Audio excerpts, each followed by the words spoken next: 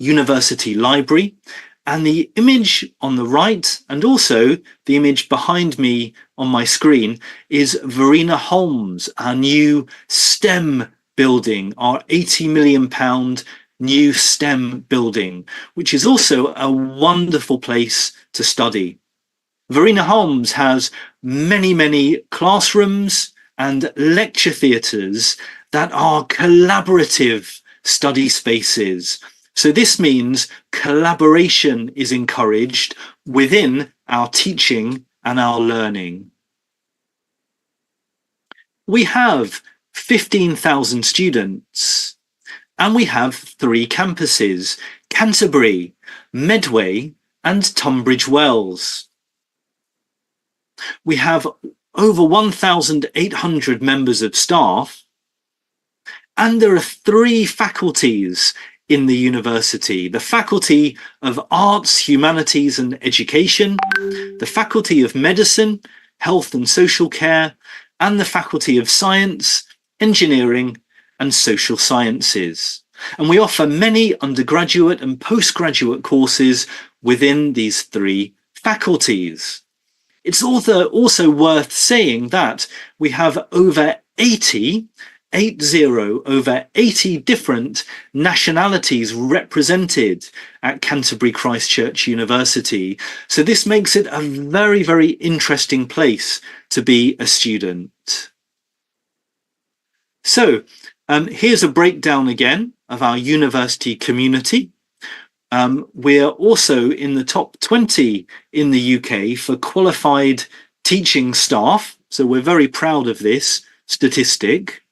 And in the What Uni Student Choice Awards last year, we placed 14th for international student experience. We're very proud of this because these awards were voted for by our international students. Also, in 2022, we celebrated our 60th anniversary.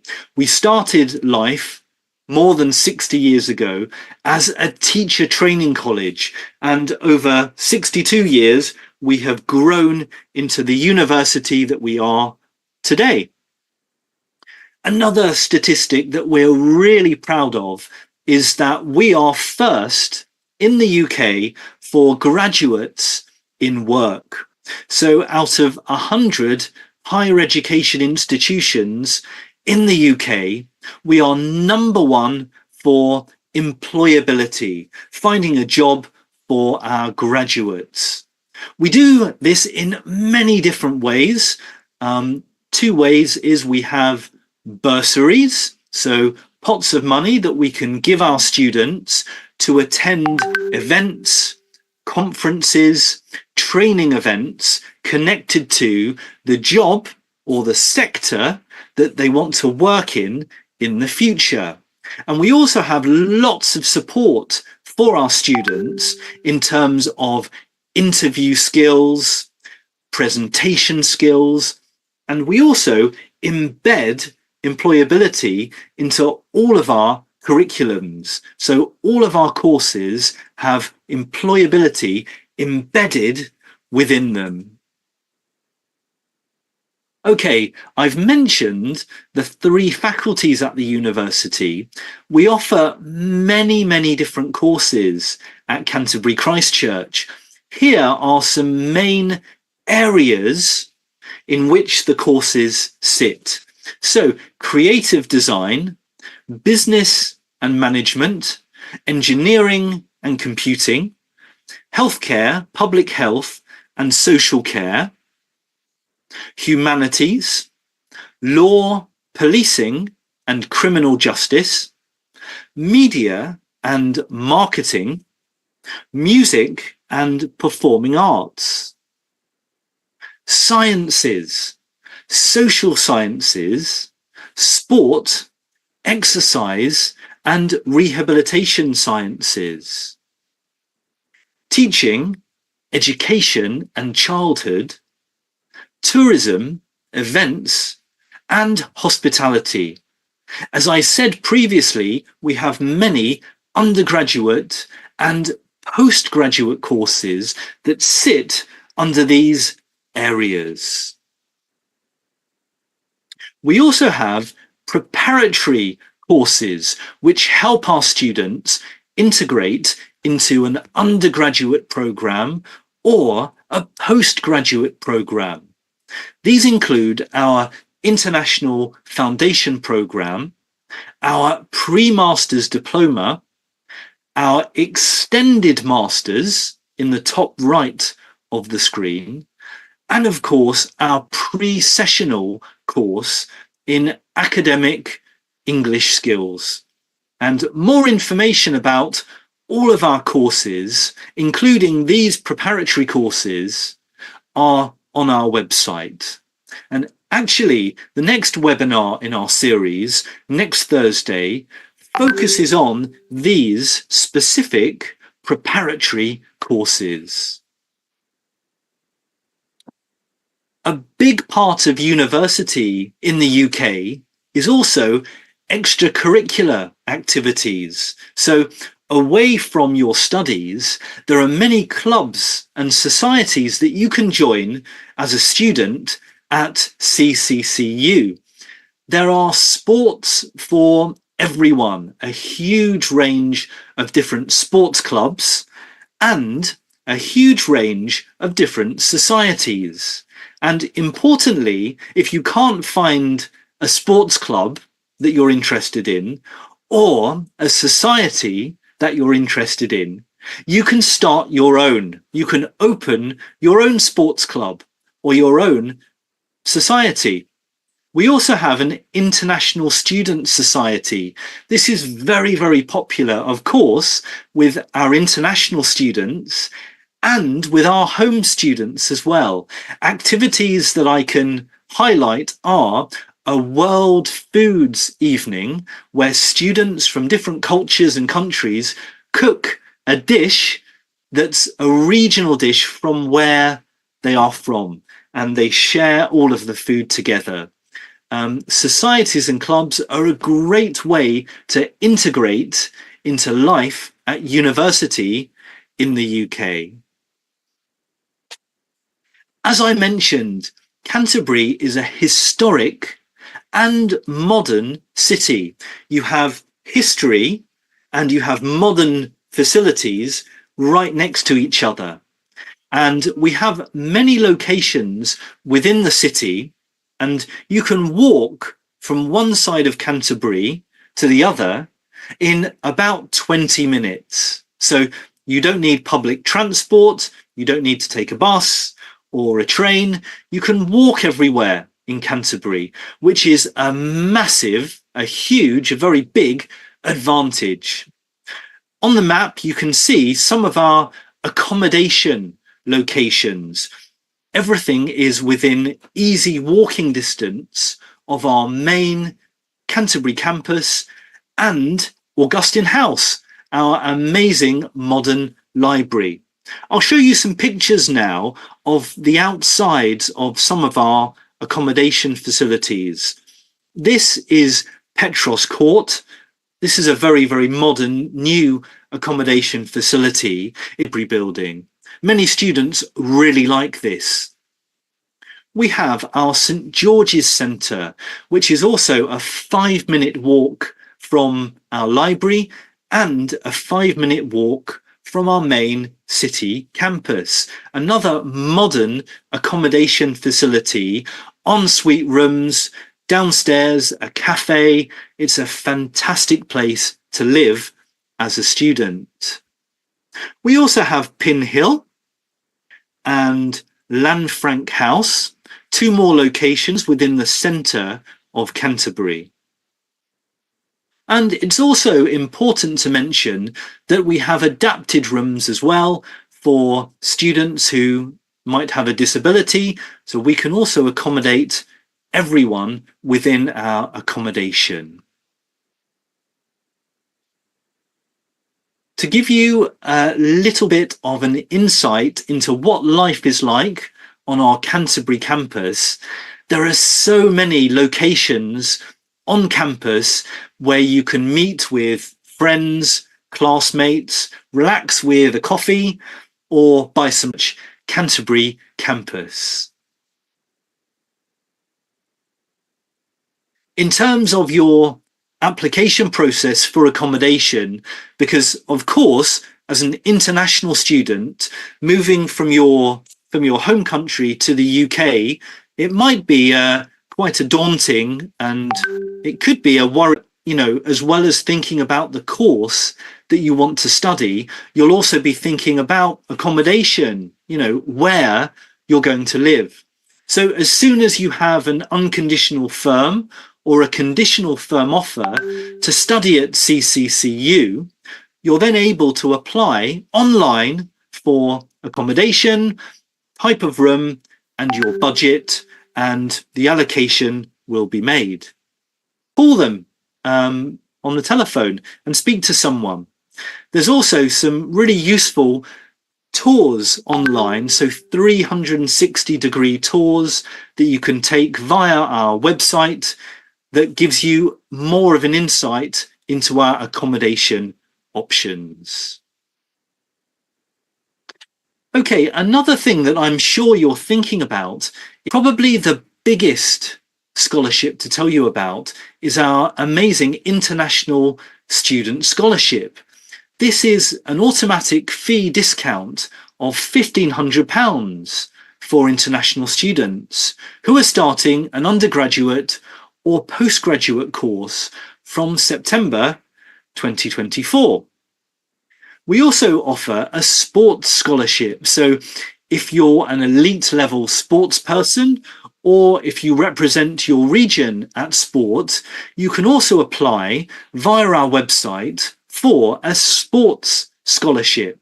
This would be £500 or up to £1,500, depending on your level of sport. And we would just ask that you play for our university teams and you help us win as many trophies as you can. We also offer another 2 scholarships for singers or musicians, our choral scholarship of £500 per year, our organ or conducting scholarship of £750 per year, and there's also an instrumental or vocal scholarship, which includes free one-to-one vocal or instrumental tuition. So these are some other more bespoke, tailored scholarships for musicians and singers.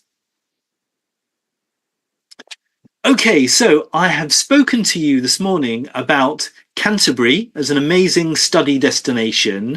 I've spoken to you about Canterbury Christ Church University, and I've spoken to you about the many different courses that we offer.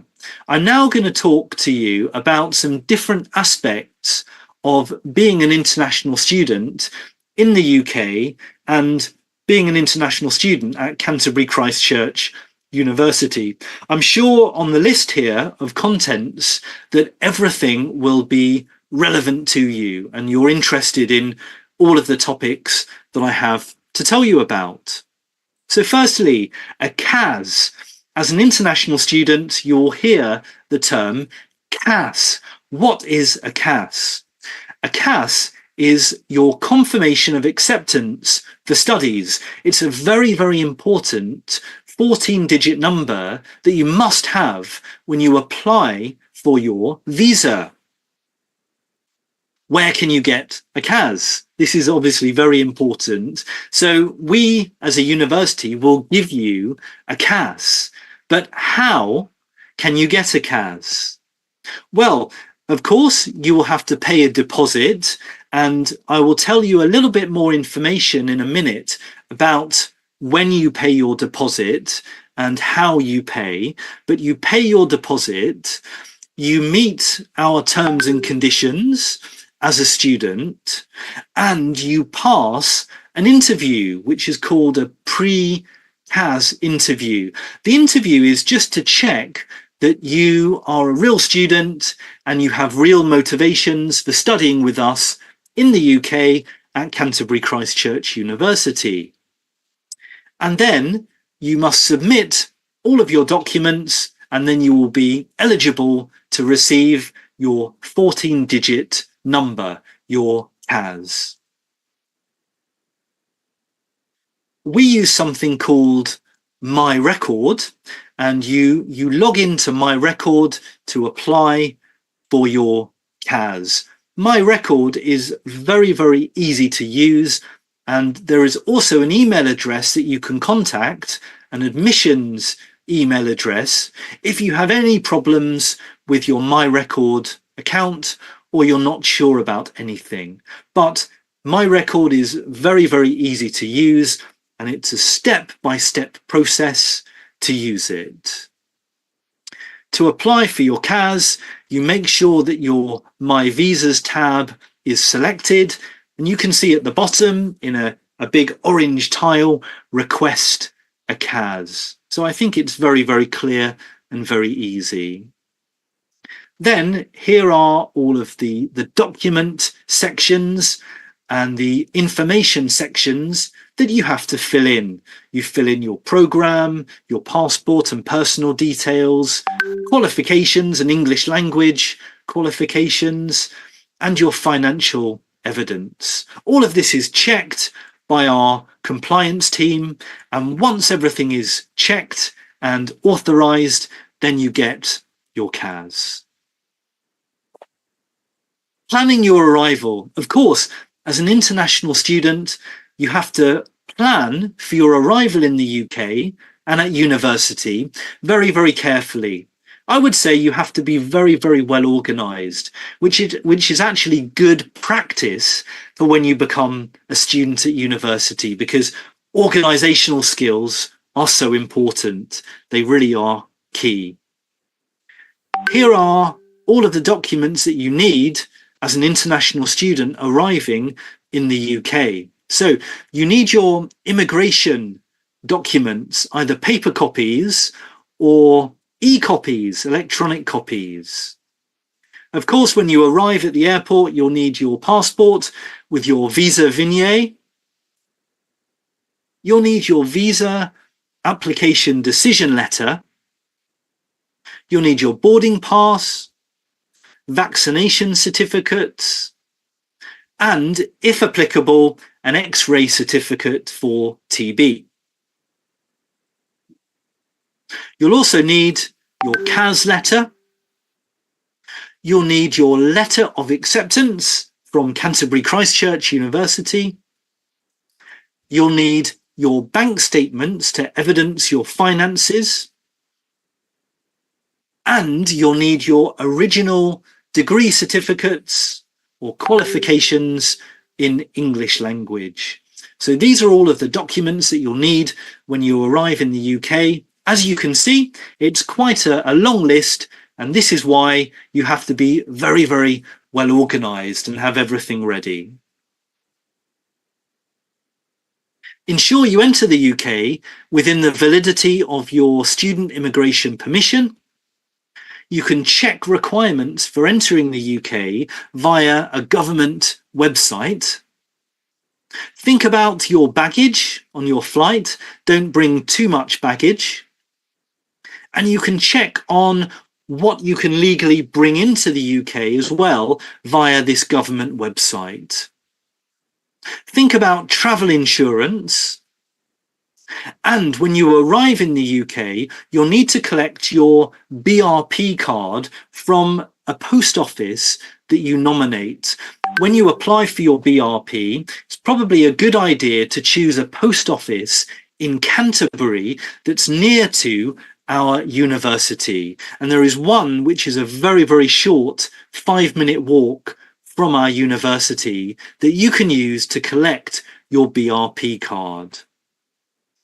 Also, when you arrive at the airport in Canterbury, you'll probably arrive into London. London has many airports. London Heathrow is the biggest and maybe where you'll arrive. Plan your onward journey to Canterbury. As I said, there are 2 train stations in Canterbury. You can get the train easily to Canterbury. There's also a bus station, so you can get the bus. Preparing to study. So our website has all the information you'll need to prepare yourself to study. So have a look at any course information on our website. There are also many online resources that can help you as an international student. I'll tell you more about these resources later in my presentation. Another practical piece of advice, think about if you need an adapter, you probably will, for your electrical equipment, like a phone charger, for example. Also, think about the climate. All of the stereotypes about English weather are true.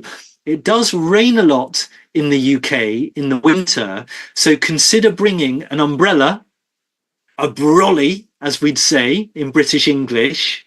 So think about an umbrella and think about bringing a coat as well, a raincoat, because it does rain a lot in the UK in the winter, and it can get quite cold as well in Canterbury. Okay, paying your fees. As I said, you will do a pre-CAS interview as the first step. Someone will interview you. It's nothing to worry about, but you will have a live interview online where you'll be asked many questions about your studies, about Canterbury Christ Church University. And after you pass your pre-CAS interview, you will receive an email from Canterbury Christ Church asking for your deposit. Your deposit is £5,000. This is paid via your My Record account that I showed you earlier. Then, after you complete all of your document checks, you will receive your 14-digit CAS number. Then you have two choices.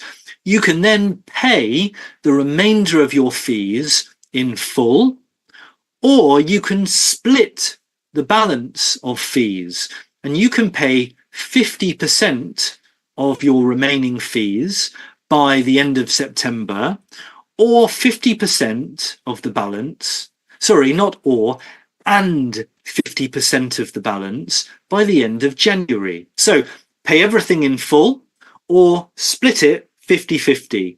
End of September, first payment, end of January, second payment. And you use something called Convera. This is our payment system to pay your remaining tuition fees.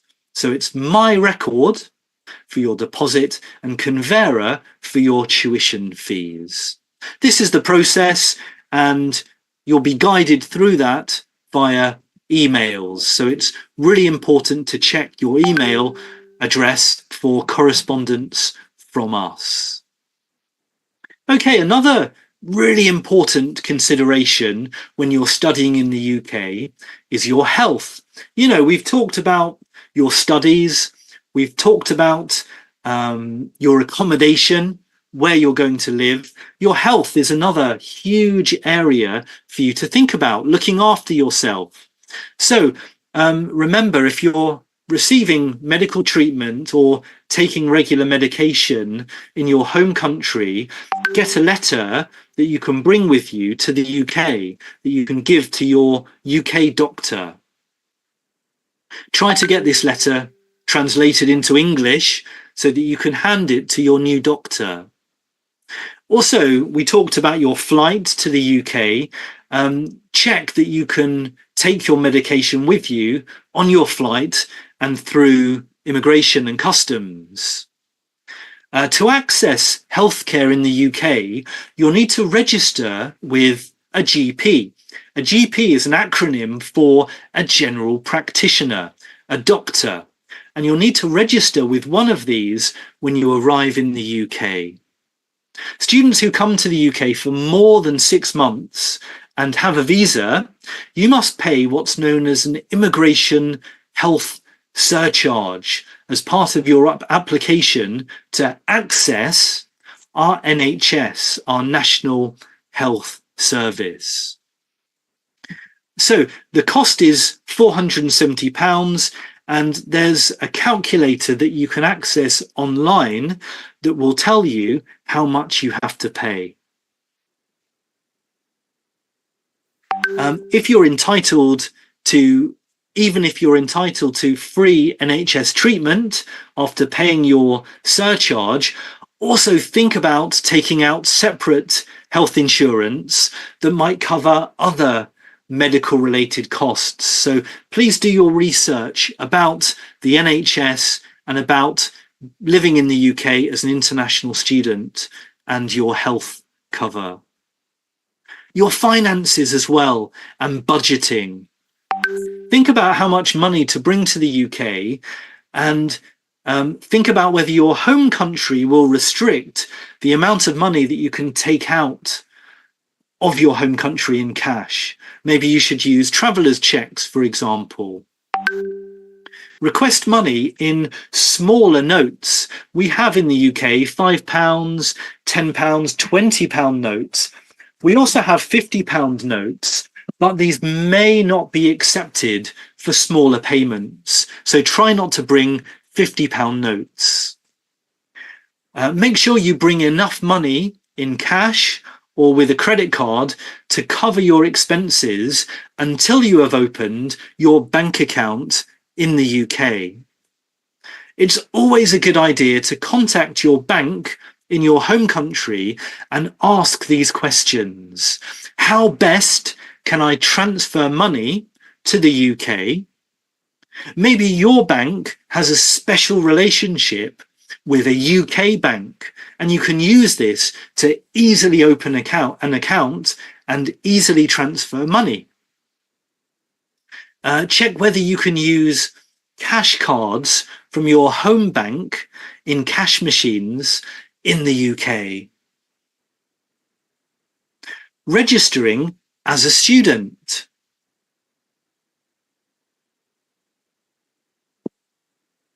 It's very easy and very simple to register as a student at Canterbury Christ Church University. When you arrive with us, everyone attends an in-person appointment with our compliance team. You just need to bring all of the documents that you showed at the airport, all of the documents that I showed you before. Bring all of them with you, along with your BRP card that you collect from your nominated post office. You have to go and meet the compliance team for your appointment within 2 weeks of arriving in the UK. And again, just check your email address for an email from the compliance team with all of the information about your in-person appointment. And as I said, bring your qualifications with you that you used when you applied for your visa, your English language qualification, your passport and your visa vignette, and your BRP card as well. While you wait for your in-person interview, you can attend classes and you can create a computing account, but you do need to register as a student to get your student card and access all of our services. Right, here are some really important resources for you now as an international student in the UK. You'll need to do some reading and some research, and UKISA is a fantastic website to begin. They have lots of advice and practical information for international students studying in the UK. So remember UKISA. Also, the British Council, which is an organisation specialising in international education. They have lots of useful information about living and studying in the UK on the British Council website. But don't worry, one unique selling point, one huge strength of Canterbury Christ Church University is the support that we offer all of our students. So not just our home students from the UK, but also our international students from over 80 different countries who join us every year. we know there are many challenges to overcome as international students. And, here are just some of them: housing, food, academic grading, money, the weather, as I talked about, which is, it's a challenge if you're used to very, very warm weather in your home country. Class interaction, as I told you before, many of our lecture theatres are set up for collaboration and collaborative teaching and learning. Maybe from your school in your home country, you're not used to collaboration. You're not used to talking in groups or talking with a partner to help facilitate your learning. So this is a different learning style that you'll have to consider and get used to. Academic skills as well. Have you got the English academic skills to survive at university in the UK? How you get a part-time job if you want to supplement your income. And by the way, it's very, very easy to do this at Canterbury Christ Church. I'll tell you more about that in a few slides' time. Also, the language barrier. Obviously you speak really fantastic English. You've taken an English language exam, but arriving in the UK, it will take you a few days or a few weeks to adjust your ears to the British accent, to colloquialisms and specific language to the UK. So this is another challenge for you to overcome as an international student. I would like you to also see these challenges as exciting things in your life as well, because overcoming all of these challenges as an international student will make you an extremely strong candidate for employment in the future. And you can use all of the many situations that you have overcome these challenges to demonstrate your employability when you attend interviews in the student as a graduate of Canterbury Christ Church University. As I said, a huge part of the university student experience is our student support systems. So we have, first of all, online resources that you can access before you even travel to the UK. We have a digital library and we have a learning skills hub. The Learning Skills Hub has many self-study modules that you can take to improve your academic skills. Also, we have our professional services team at the university who can help and support you with your academic skills. These people are called learning developers and research librarians. Learning developers help you with the how you study, and research librarians support you in the library, accessing and finding all of the study resources that you need. We have a very modern way of contacting these services. You can do this online by booking an appointment online for a one-to-one call. You can attend a webinar, a live group webinar with a learning developer or a research librarian, with other students as well, both international students and home students as well. Or if you prefer a face-to-face meeting, as personally I would, you can also book a face-to-face meeting with a learning developer and a research librarian, or you can attend a face-to-face a face-to-face workshop as well with these professional services teams. We also have academic English specialists. Now, remember, academic English is a foreign language for everyone, not just international students, but also students with English as a first language. Academic English is a very specific type of English that you'll need to develop and refine.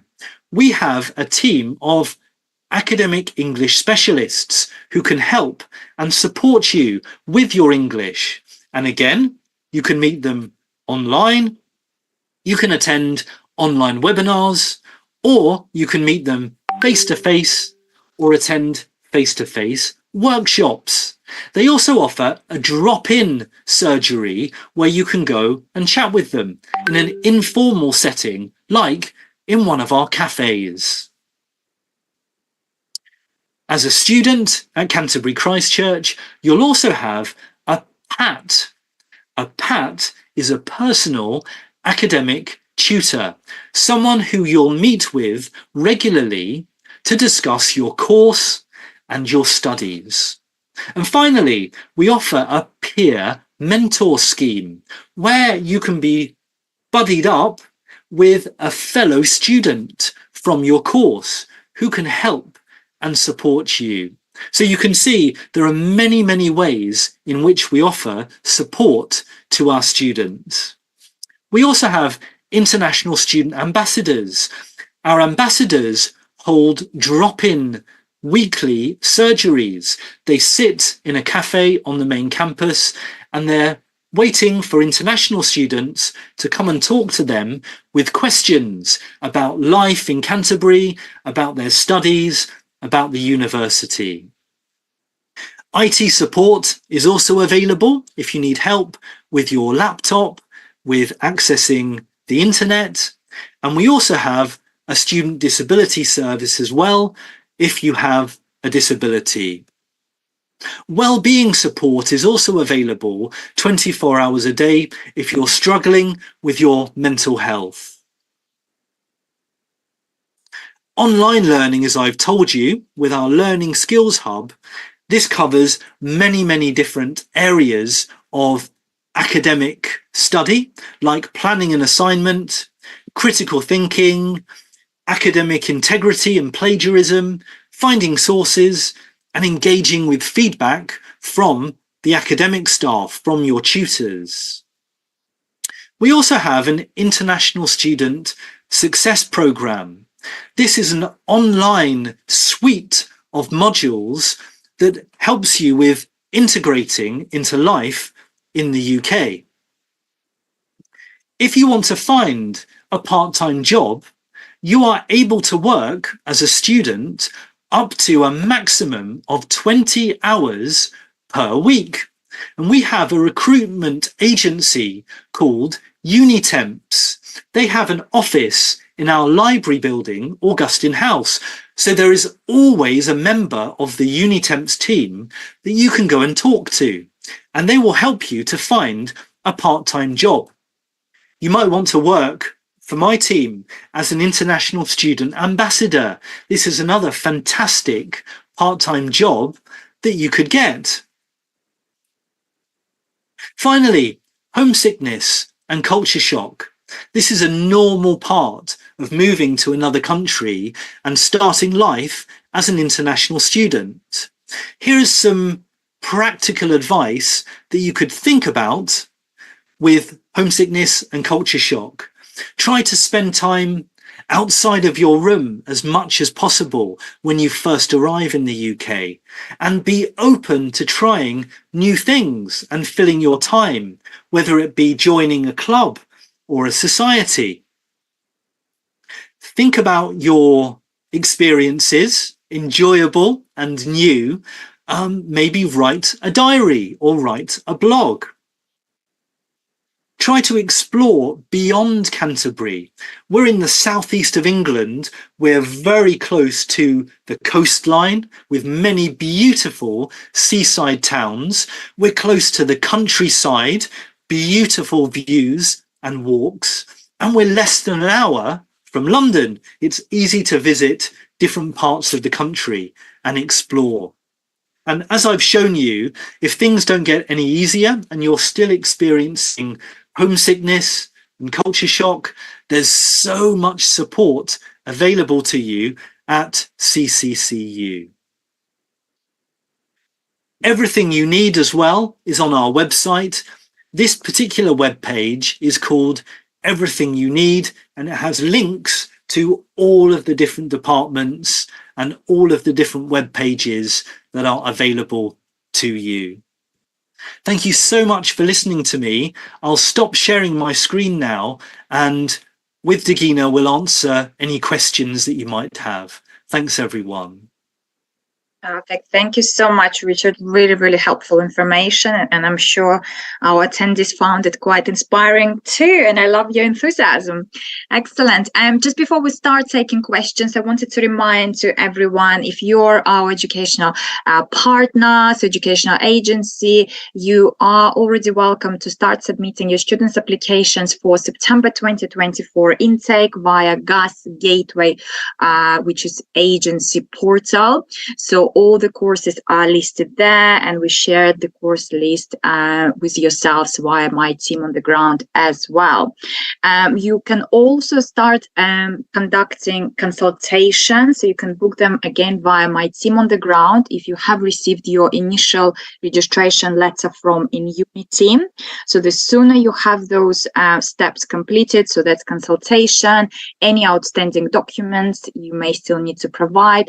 So the sooner that's done, the sooner we can progress your case further for unconditional offer letter, so that once the university issues unconditional offer letter, you can follow the next stages of the process, which Richard covered already in his presentation. So the slots are currently available for consultation. Please submit your outstanding documents as well, and we can then look into your case further. And to reiterate, the scholarship that Richard mentioned earlier is £1,500, which is obviously in addition to already quite affordable tuition fees at Canterbury Christ Church University, which is 15,500 for 2024 September, meaning your tuition fee will go down to £14,000, which is a great value. And you don't need to apply for that scholarship. It's an automatic scholarship, so it's quite a straightforward process, and it's applicable to all international students. Just one thing to note, 5,000 CAS deposit, yes, it's for most of programs at Canterbury Christ Church University.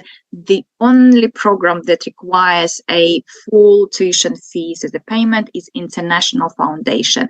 But there are two different foundations that the university offers. It's Integrated Foundation, which comes in one CAS with a bachelor's degree, and it's International Foundation, which is a standalone program in case if your IELTS is lower or your academic criteria wasn't met for direct entry onto bachelor's degree. And as Richard mentioned, we will be covering on the foundation, so any pathway programs, in our next webinar, so stay tuned and we will let you know when that's going to happen. All right, perfect. I can see questions are coming through, so let's look into those. Regarding the sports scholarship, do students need to provide a national license? Richard, would you be aware of that? Yes, I think that you would. You'd have to evidence your sporting level, whether it be a regional level or a national level. And, you know, depending on the level in which you've competed in sports, the scholarship would then be assigned accordingly. So it depends on your level, but I'm really interested to hear what sport this particular applicant plays. And, you know, sport is a very, very important part of university life in Canterbury as well. If you're a sporty person, with 3 universities, we have many inter-university competitions. So yeah, we're always on the lookout for elite athletes to join our teams. Amazing, thank you.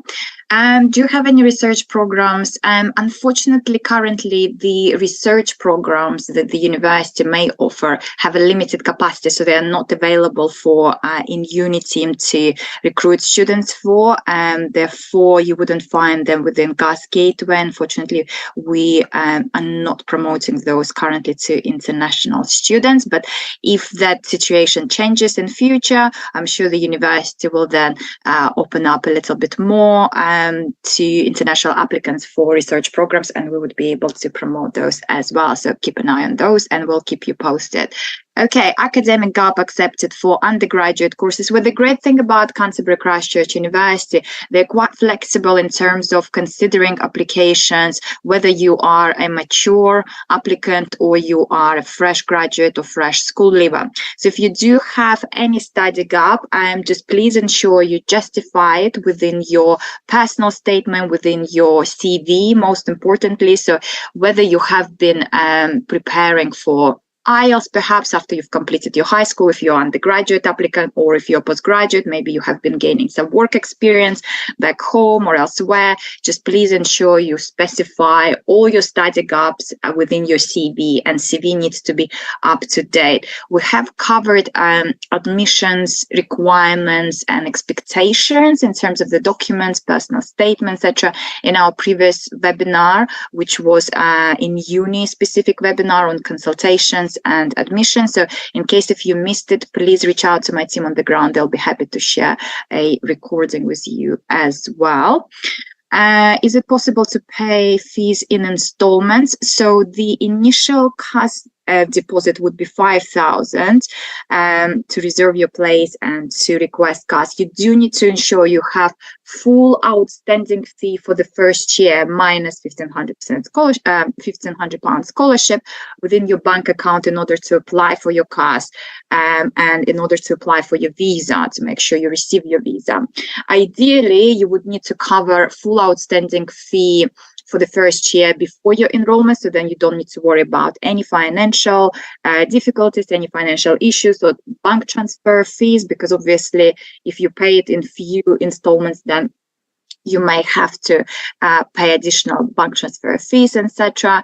But if you do need an installment, there is a possibility to have one. So once you've paid your £5,000 deposit, then you need to pay 50% of the outstanding fee. So let's say you have £9,000 as outstanding fee, then you would need to pay £4,500 prior to enrollment, in addition to your £5,000 deposit, and remaining £4,500 post your first term and before you start your next term, as per the dates mentioned by Richard earlier. And we will be sharing recording and presentation with you in case if you missed any of that. All right, tell us about monthly expenses. I guess it varies depending what you buy, where you shop. But would you be able to elaborate a little bit more about maybe life in Canterbury, how expensive or how affordable it can be? It's certainly more affordable than living in London, for sure. For example, accommodation. I remember when I used to work with one of the London providers, accommodation at that time was at least £1,500 to £2,000 per month. For students to pay, which is quite costly, and I'm sure it's now increased even further, whereas Canterbury obviously comes at a much more affordable price when it comes to accommodation, but also in shopping expenses, I would imagine, would be affordable as well. Absolutely, Dagina. Yeah, Canterbury is very, very affordable, a lot cheaper than London. And also one thing to remember, with a student card in Canterbury, you're eligible for many, many discounts. So not just in terms of getting food and getting a drink, but also buying clothes, rail and bus tickets. So being a student makes you eligible for many, many different discounts. And also all of the many different bars and cafes and restaurants in Canterbury. There's an option for everyone and for all budgets, I would say. Perfect. Thank you, Richard. Okay, could you please share the website mentioned for internships and part-time jobs? I assume it's Unitemp.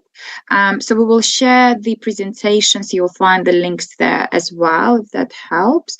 But also, please keep in mind, once you have enrolled at Canterbury Christ Church University, you will receive a full support from Career Services Department. I was lucky to meet them, and they run through as to what they offer to students, from looking into your CV to attending specific courses which help you with employability, building confidence, attending interviews, or things like that. And yes, as an international student, you are allowed to work part-time as well. So Richard mentioned there are lots of shops, art galleries, museums, hotels because it's a very, very touristic place. And obviously you can also find a part-time job at the university too. So normally as an international student, you would be allowed to work up to, if you're on a standalone international foundation program, it's 10 hours per week.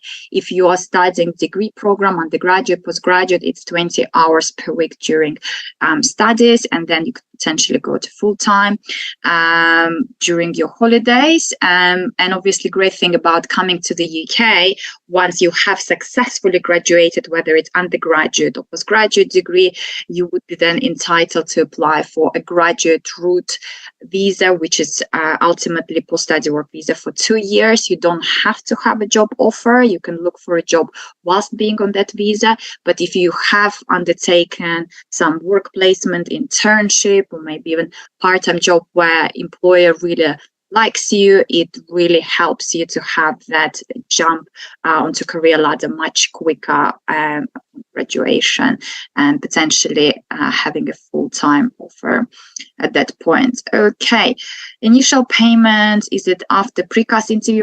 Well, it normally depends at which point of time you actually complete your admission. So whilst it's still not as busy, shall we say, with having slots for precast interviews, the university exercises some flexibility, so they could potentially allow to have your interview before you pay your deposit, but then it becomes busy, and it will get busier very, very soon, at which point the university may start asking to pay your £5,000 deposit prior to precast interview. So you need to kind of be prepared for that as well. International Student Success Program. Richard, would you be able to elaborate on that a little bit? Yes, of course. Yeah, no problem. So the International Student Success Program, this is basically a suite of online modules that students can access even before they become a student with us. And it has modules like culture shock, how to write an essay, lots of practical modules designed specifically for international students coming to the UK. Perfect, thank you. Okay, can you... Right, I think I've kind of covered this, and Richard also elaborated on finding part-time jobs in Canterbury or nearby. And also to reiterate, obviously Canterbury is a very, very touristic place, so there are lots of opportunities there, but it's also not far from various coastlines. So if you would like maybe to find a job in hospitality, work in a hotel or restaurants, maybe along the coastlines, you can do so. There are quite few options available there, and you can have some support from the university's careers department on that as well. How early can we get the CAS letter? Very, very good question. So in the UK, universities are normally able to start issuing CASs 6 months prior to the start date. So last year, Canterbury Christ Church University started issuing CASs around end of March, April time. So I would assume it will be similar situation this year. So the sooner you complete your CAS request, obviously close to the point where the university is able to issue CASs, the better, because you would need to ensure you obviously secure your visa appointment. We did see some delays in some regions last year, so it's really important that you allow sufficient time to apply for your visa. Also, it's important you secure your accommodation as soon as you receive your CAS letter, so that you don't face any issues with accommodation later on, because in summer it will be busy and accommodation gets booked up really, really quickly.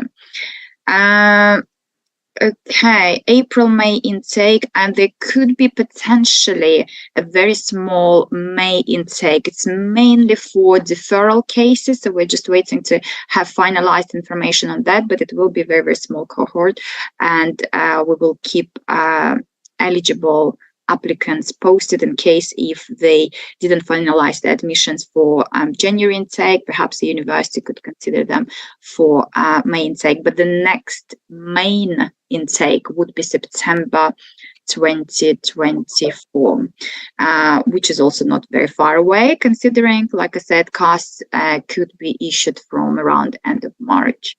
So you are welcome to already start submitting your applications, outstanding documents, conduct consultations, and we can proceed your case further for unconditional offer letter. Scholarships for undergraduate, yes, it's normally applicable for so per year, so for the 3 years of your undergraduate degree. Second payment, I guess you mean installment. So as Richard mentioned, the second installment, which is 50% of your outstanding fees, and it's £4,500, would be normally required before you start your second term. So once you completed your first one. Pre-masters, so there will be more information on pre-masters or foundation or extended masters as well in our next webinar, so that will be covered by relevant academics, so please stay tuned, and hopefully you will be able to have more information on that and raise your further questions in that webinar. Okay, I think I've answered the question on cost letters. So scholarship is £1,500, and like I mentioned, it's automatic, so you don't need to worry about submitting any further application for a scholarship. In terms of English tests, so the university does accept a number of English tests.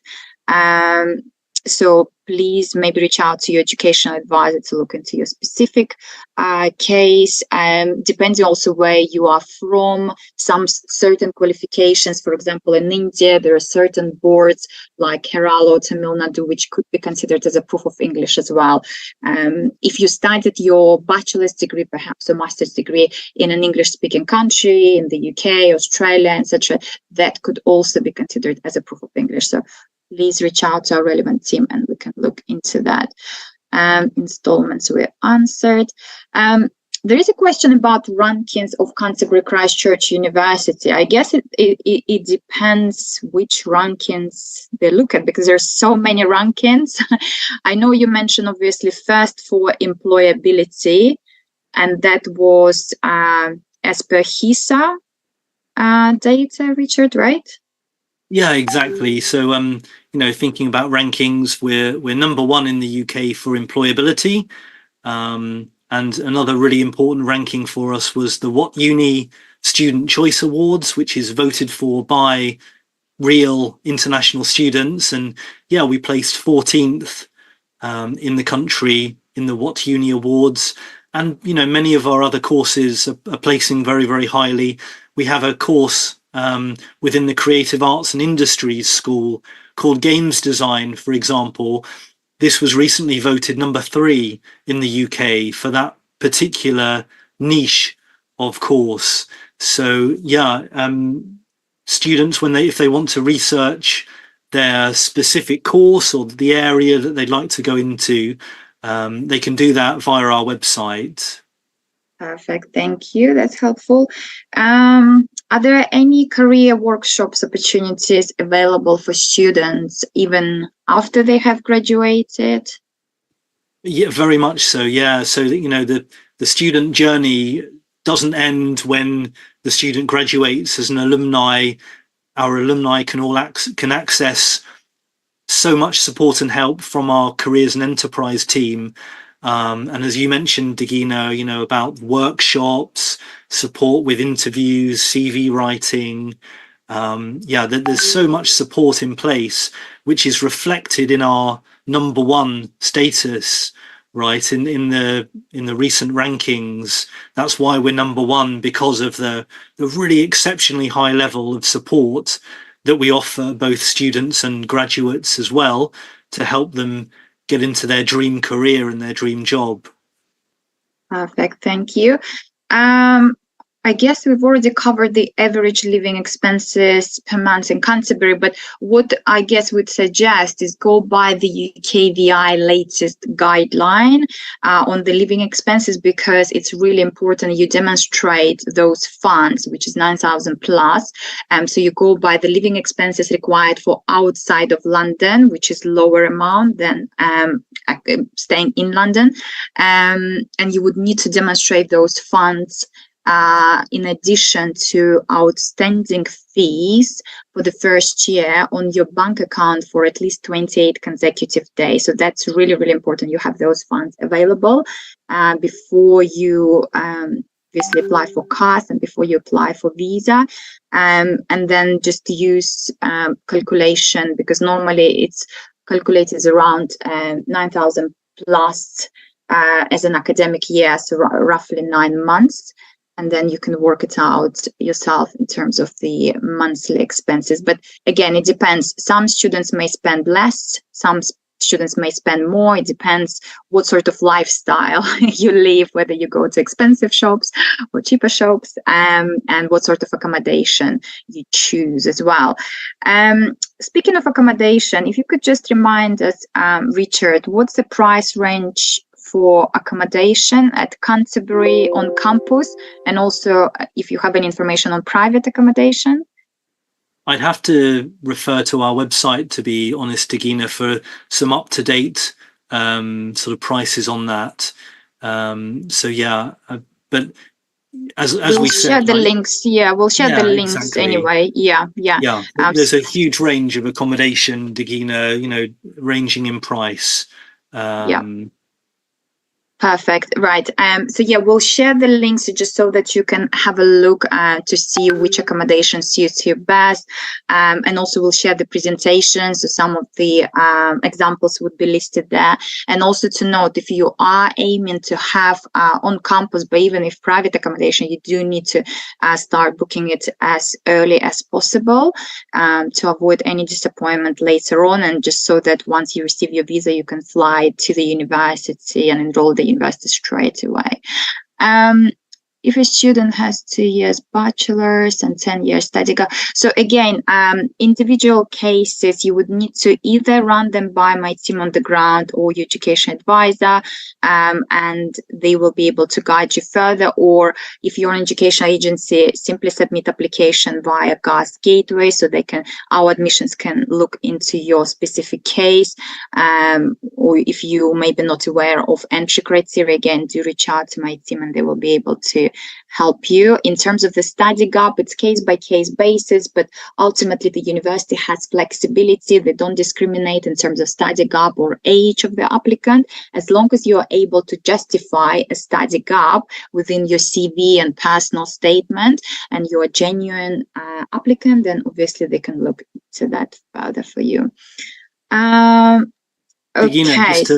Dagina, sorry to interrupt you, to revisit the question about accommodation, just finding my notes there. So to give the applicant a general idea, accommodation prices per week range from £120 to £170, depending on the accommodation option that the applicant, that the student would like. So yeah, between 120 to 170 per week. That's amazing value. So roughly we could say it's from £480 per month and higher, depending on the accommodation you choose, which is really, really affordable, I must say, in the UK. And considering Canterbury is only an hour from London. Okay. University take an interview before CAS? Yes, so pre-CAS interview is conducted prior to issuing you a CAS letter. So it's really important that you book your pre-CAS interview once it becomes possible via the university portal. Or if any issues, please let my team know.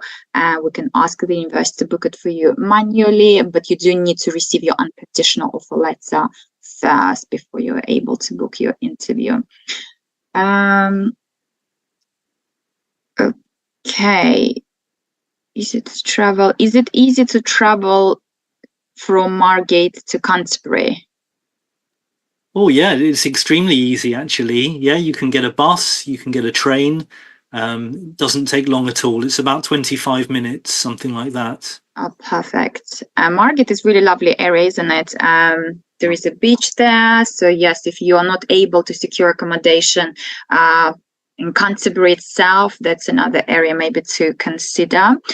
But we do recommend to obviously try and have accommodation either on campus, or if you prefer private accommodation, within 45 minutes to Canterbury Christ Church University, just to ensure you don't have any issues commuting wise, any trains or buses cancellations, and you attend your classes. Okay, guide me before my master's. Not sure for this question. Further scholarships, it depends whether you're for master's. If you're applying for research program, perhaps, I'm not sure. Are there any scholarships for students who do well within their current studies at Canterbury Christ Church University, and if they're considering to continue their studies? I think some universities may offer like 10%, maybe like an alumni discount or something along those lines. Yes, I believe there is an alumni discount, Degina, of I believe it's 15%. Okay, amazing. That's really good value. Thank you. Is the foundation year students pay full fee? So it's only International Foundation, which is a standalone program. Yes, only for that program students pay full fee. But if students opt for integrated foundation, which comes along with bachelor's degree, then they can pay £5,000 deposit. But obviously you need to ensure that student is qualified for that program. There is no further enrollment fee apart from the tuition fees we've mentioned and the minimum that needs to be covered. Oxford International English Test is accepted. Foundation, if you mean for standalone foundation, as per the UKVI requirement, it needs to be a CELT. So it's normally UKVI, IELTS, or another UKVI accepted test, Pearson, etc. So depending which foundation you're referring to. When I get my offer letter, well, if you have submitted your outstanding documents, so please double check with your advisor or my team on the ground so they can look into your specific case. Please ensure you have also passed our consultation, and we can check whether your case has been referred for unconditional offer letter and go from there. Can scholarships be combined? No, it's normally one scholarship, so you would need to choose which one you apply for, but ultimately our international scholarship is the one that provides the best value, and it's automatic, so you don't need to worry about submitting any application for that scholarship. 20 bond must be required for cars. Any relaxation? No, unfortunately, no relaxation there. So it's 28 consecutive days that required funds need to be on your account, and your bank statement is only valid for 1 month. So please ensure it's valid when you request your cars, and that's UKVI requirement. It's not just our requirements. Can I change your program to MSc Data Intelligence? Yes, please just reach out to our team on the ground or your education advisor. We can look into your specific case, but you would need to provide an updated personal statement so that it's obviously written specifically for the course that you chose. Living expenses we've covered already. Quite a few questions around living expenses. Are there any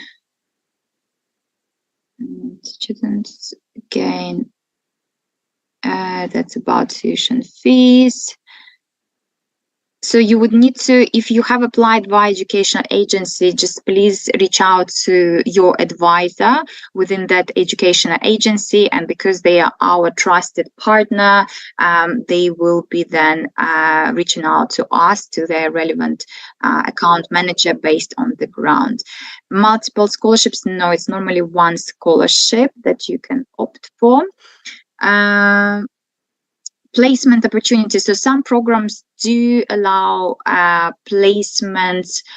For example, MSc Data Intelligence has 2 options. So you can opt for 1 year standalone master's degree, or you can go for the one which offers 6 months placement. So that will be 18 months program. But you do need to decide from the start. Some of the bachelor's degrees do offer a work placement embedded as well. You would need to decide from the start, and it's called a sandwich year. So that's great opportunity for you to gain some work experience whilst you're studying your undergraduate degree. But as we mentioned, Career Services Department does offer support. So even if you come for a standalone bachelor's or master's degree, you can always reach out to Careers Services Department. You can attend career fairs at the university, so you can meet potential employers to do whether it's internship or placement or part-time job, and to kind of start promoting yourself as well and your skills to those potential employers. I mean, Canterbury Christ Church University is ranked #1 for employability for a reason. So there is a lot of support for students offered during their studies and upon graduation as well. I think lots of remaining questions are the same, which we've already answered. So we've already spent more time than we initially anticipated, but thank you so much to everyone for attending. Recording will be shared along with the presentation as well. Thank you once again, Richard. Really helpful presentation. I'm sure students found it inspiring, and our partners also found it very useful. If you are a student coming to study at Canterbury Christ Church University, we can't wait to welcome you at the university very soon. If you are our partner, please submit your students' applications or missing documents or book consultations at the soonest. And we'll see you at the next webinar. We will have quite a few of those coming up soon, so keep an eye. We will keep you informed. Thank you all and have a great day. Bye-bye.